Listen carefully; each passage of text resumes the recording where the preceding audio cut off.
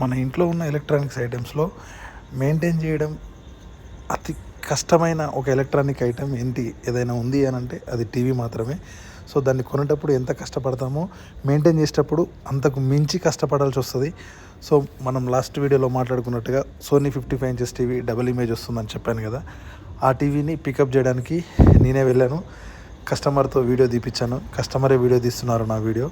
So ఆ టీవీని తీసుకెళ్ళి మన కార్లో సర్వీస్ సెంటర్కి తీసుకొచ్చి రిపేర్ చేయడం కూడా చాలా కష్టం. దీన్ని హ్యాండిల్ చేయడము ఒక టెక్నీషియన్గా నాకే చాలా ఇబ్బందిగా ఉంటుంది. దాన్ని ఎక్కడికైనా తీసుకెళ్ళాలి, షిఫ్టింగ్ చేయాలి అని అంటే కూడా చాలా భయపడుకుంటూ చేస్తాం మేమే.